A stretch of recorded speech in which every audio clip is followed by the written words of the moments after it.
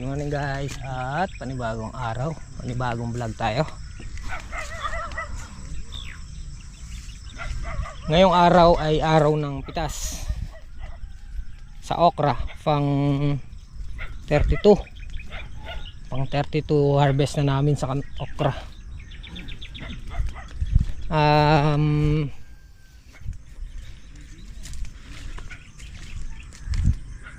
Medyo nabinsil na namin yung uod. Yan, gumaganda na ulit yung talbos. 3 beses kaming nag-spray dito, sunod-sunod. Bumaba na yung balag. Yan, medyo gumanda na ulit yung talbos niya.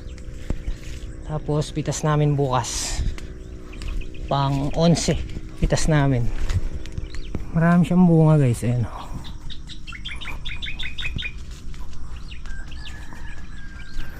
Sana hindi tayo umatras bukas dahil yung huling pitas natin naka 440 kilos.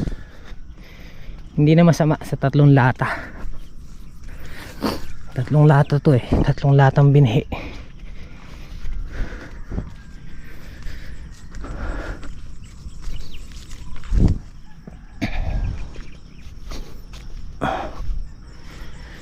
Yung okra namin meron pa rin kahit pa paano na makukuha. Baka huling pitas na siguro ngayon, tapos papa-stable na natin para maisalang. So guys, ang plano ko dito, ang plano namin dito, dapat talaga mag-aano muna kami, magtatayo ng isa pang balag. Magtatag-ulan, season ng pagpapalay ngayon dito buo. So sasabay na lang muna siguro kami, papalayan namin to. Ilang buwan lang naman yun, 4 months. Pagkayari ng palay, tsaka na natin tatamnan ulit to ng gulay. Either ookrahin natin ulit or magtatayo tayo ng balag, tapos susunod talong. So yun yung mga choices natin na itatanim namin dito sa tag-araw. Pagkayari nung palay,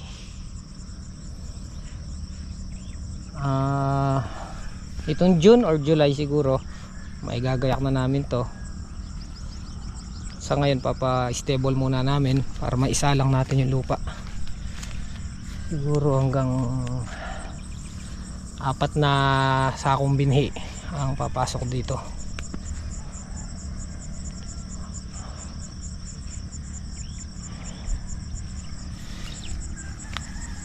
Nung ginamit namin yung power spray, ito talagang ang palay namin, talagang sinalakay sila ng uod nung umulan. Makita nyo talaga yung talbos niya, talagang halos nagsara. Pero sa ngayon nagre-recover na. Ayan, naglalabas na ng panibagong talbusin.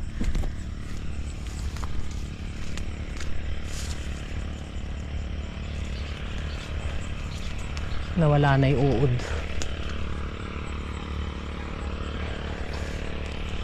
Nawala na. Bali 2 beses nga pala kaming kumita sa okra. Yun nga, nag-abono na tayo, abonado na tayo sa pasahod. Ngayon 3 na lang yung pinapapasok namin kasi halos nakaka8 bundle na lang. Ngayon hindi namin alam kung makakailan. Dapat talaga hindi na sila papasok, kaya lang may gagawin ng mga tropa. Dapat kami na lang ang pipitas So nagpapasok kami ng 3. Hindi ko alam kung sino-sino ang papasok. Mag-aabono kasi kami ngayon ng talong dun sa farm 1.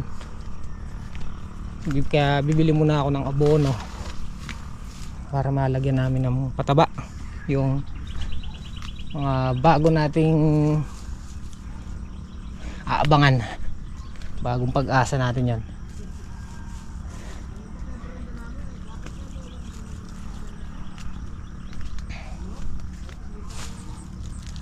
Wala na, may nabawasan na talaga yung uod. Okay na ulit itong ampalayan natin. So bukas pag ating pitas, sprayin ulit natin para magtuloy-tuloy yung recovery ng ampalayan natin. Okay.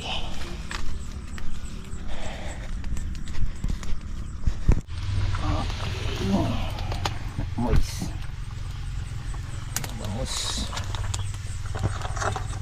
Binabayas ang bangus.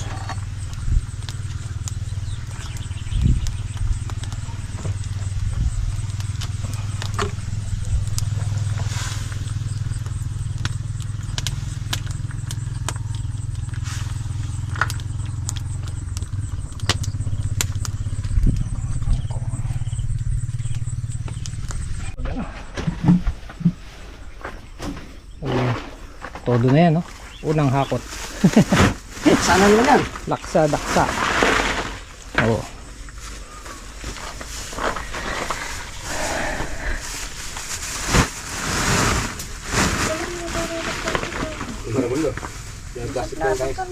Plastic pen ganyan eh.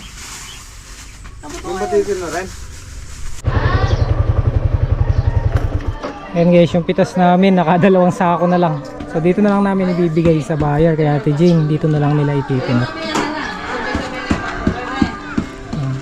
O yan, huling pitas na po namin. Last na.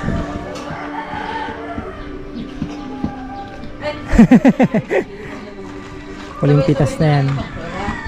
Papa-stable na raw ni Pundabo para maisalang yung ano, farm, yung lupa. Waiting namin sa palay. Huling pitas, maraming salamat sa okra, sa blessing na ibinigay ng okra sa atin.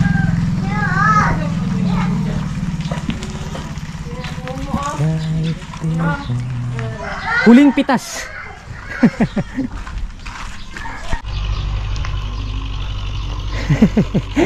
Hinatulan na. Ayun guys, nagpapa-stable na kami. Natulan na niya akong dabo. Natulan na niya akong dabo yung okra, pinay-stable. Huling pitas na kanina. Para masalang daw. Ayun o, may nangunguhang ng okra.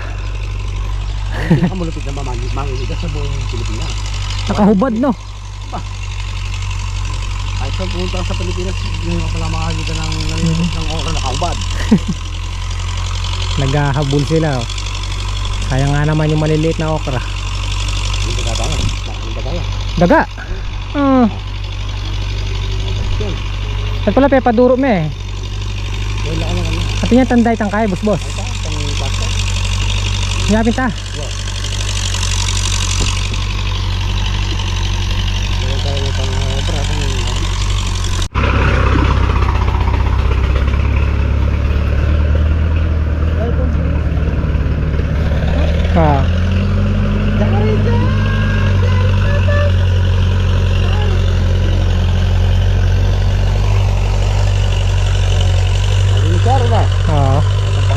Pagkapali ko hindi niya nabubunot. Okay, ano nyo yan? Niya. Wala na, goodbye Philippines na. Ito na lang ang bunga. Ayun, tugak.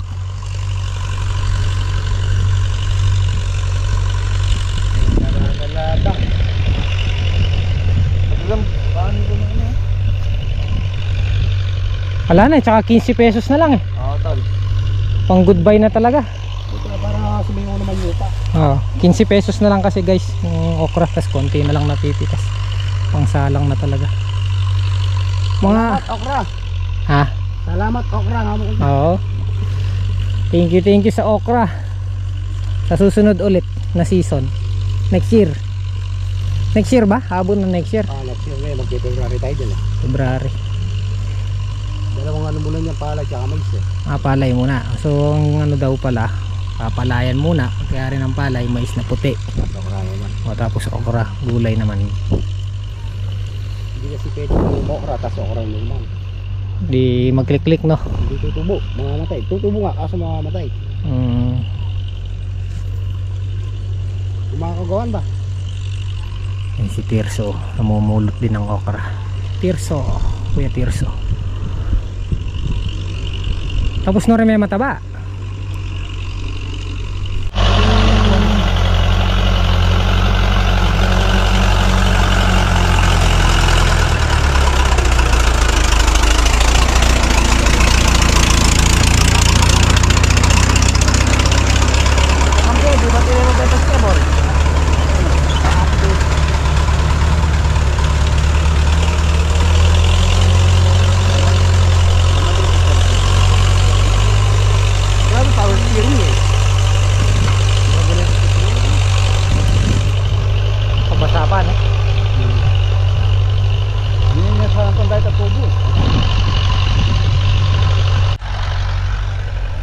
guys, nakakalahati na.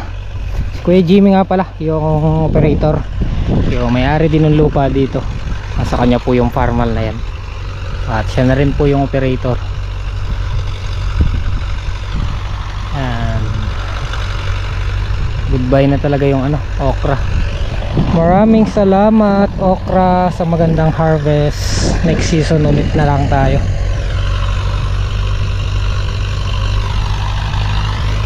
Ayun na, natabunan ng sukal.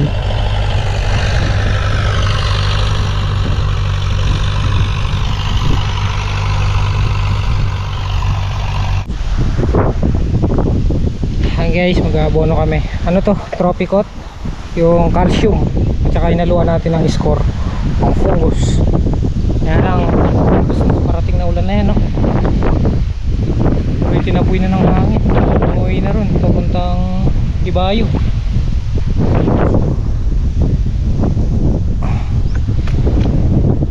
Malasa yung score, kagad pumuti yung tubig. Malasa.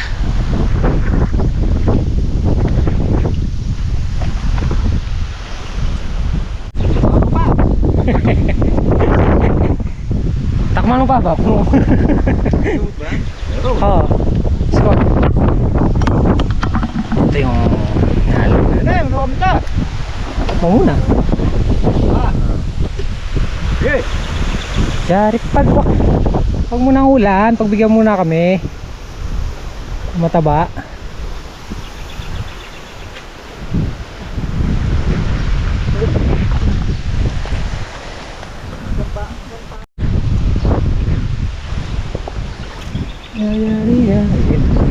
Unang abono namin sa talong.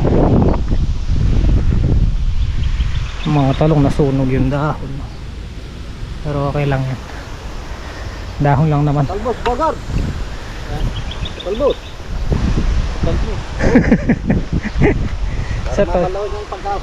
Sa talbos daw kamo tol. Bogar ong.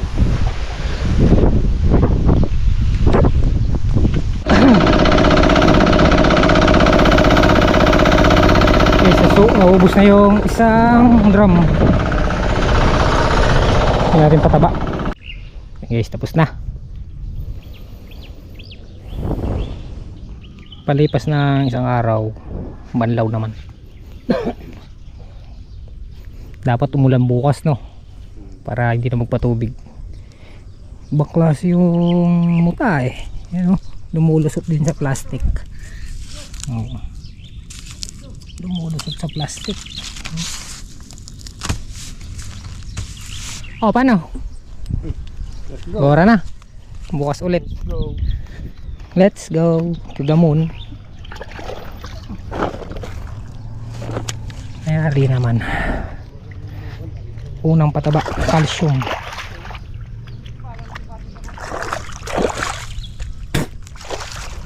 So guys. Okay guys, dito na po tayo sa bahay. So bali medyo maiksi lang nagawa natin clips ngayong araw. Yun lang, nagpataba kami. Tapos yun nga, pumitas na ang huling pitas na sa okra. Tapos pini-stable na namin. Kaya lang hindi ko na naipakita yung finish. Nung na-finish yung pagkaka-stable ng ating okra. So bukas ko na lang papakita guys, kasi bukas pitas naman natin ang ampalaya.